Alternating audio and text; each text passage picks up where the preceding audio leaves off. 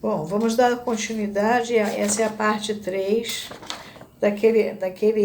algumas ideias obsessivas e sua explicação, que é quando Freud vai tentando esclarecer até 1907, que ele está em 1907, né? O que ele considerava neurose obsessiva. O retratinho dele aqui em 1907, ele era jovem, tá?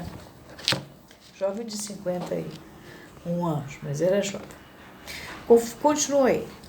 O conflito entre o amor e o ódio revelou-se em nosso paciente também por meio de outros sinais. Na ocasião em que reviveceu a sua piedade, isso está nas páginas 173 e 300, ele elaborou para si preces que exigiam cada vez mais tempo e que chegavam a durar hora e meia. A razão disso foi que ele achou como um Balaão ao inverso, que alguma coisa invariavelmente se inseria em suas frases piedosas, vertendo-as ao seu sentido oposto. Conferir na página 200, na nota 260, na nota. Por exemplo, se ele dizia Deus o proteja, um espírito mau imediatamente insinuaria um não, nota. Comparar com um mecanismo semelhante que ocorre no caso familiar de pensamentos sacrílegos que penetram na mente de pessoas devotas. Numa dessas ocasiões, ocorreu-lhe a ideia de, em vez disso, amaldiçoar, pois, nesse caso, pensava, seguramente, se insinuariam as palavras contrárias. Sua intenção original, que fora reprimida por sua prece, forçava uma saída através dessa sua última ideia. No final, encontrou saída para sua dificuldade, deixando de lado as preces e substituindo-as por uma pequena fórmula forjada pelas letras ou sílabas iniciais de diversas preces. Recitava, então, essa fórmula com tanta rapidez que nada poderia intrometer-se nela. Ver página 227. Certa vez, trouxe-me um sonho que representava o mesmo conflito com relação à sua transferência para o médico. Sonhou que minha mãe havia morrido. Ele estava ansioso por prestar-me suas condolências, mas tinha receio de que, se o fizesse, poderia ele irromper entre itálicos, uma risada inoportuna, como fizera repetidas vezes no passado, em ocasiões idênticas. Por conseguinte, preferiu deixar um cartão para mim, onde se lia P.C. Notas. Não tem nota. P.C. Mas, ao escrevê-lo, as letras mudaram para P.F. Aí vem a nota. Abreviações usuais das expressões por condolência e por félicité, também por prestar felicidades a você, respectivamente. Esse sonho fornece a explicação do riso compulsivo que tantas vezes ocorre em ocasiões fúnebres e que é encarado como um fenômeno enigmático típico. O mútuo antagonismo entre seus sentimentos em relação à sua dama era forte demais para ter escapado completamente à sua percepção consciente, embora possamos concluir das obsessões nas quais o antagonismo se manifestara que ele não avaliava corretamente a profundidade de seus impulsos negativos. Adão havia recusado sua primeira proposta 10 anos atrás. Desde então, ele tinha conhecimento de que passara por períodos alternados em que, ora, ele acreditava que a amava intensamente, ora, se sentia indiferente com relação a ela. 10 anos atrás, ou seja, quando ele tinha 19 anos, essa parte Freud já relatou.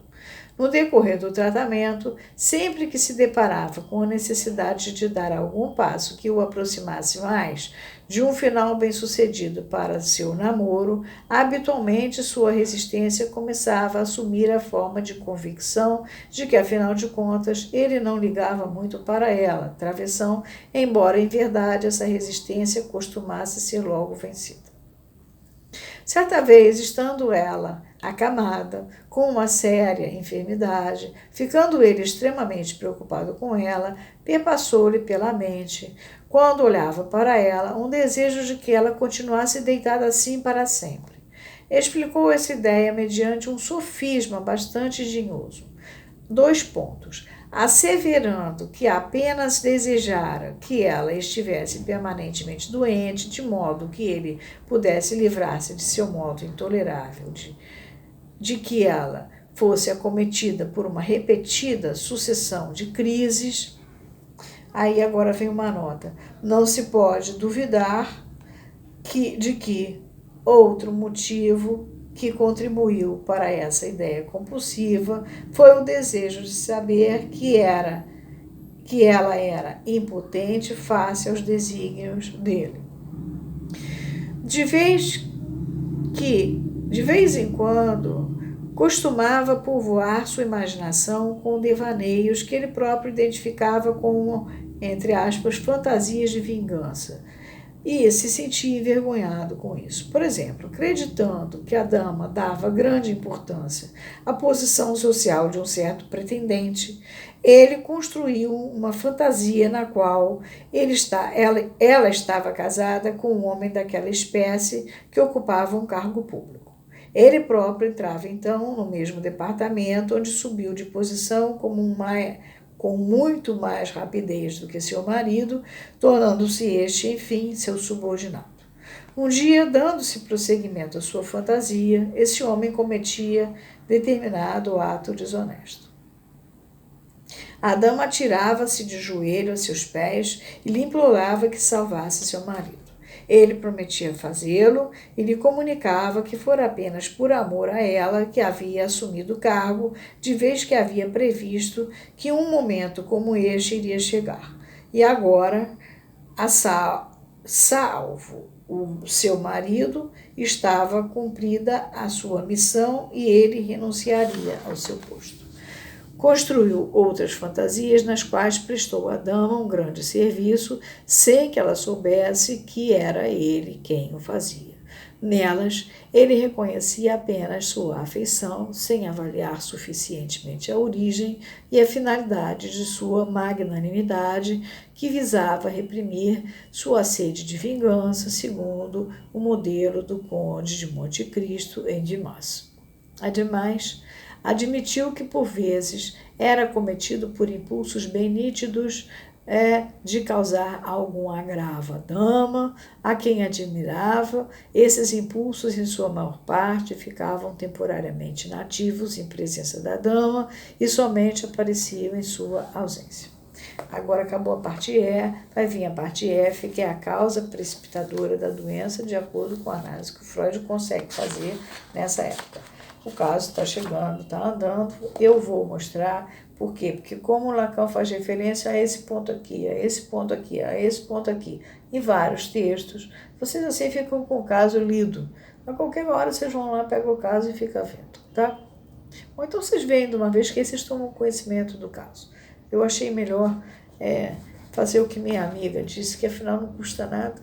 A obra está aí, a gente vai fazendo, não custa nada ler isso, tá bom? Bom, ficamos por aqui. Até a próxima.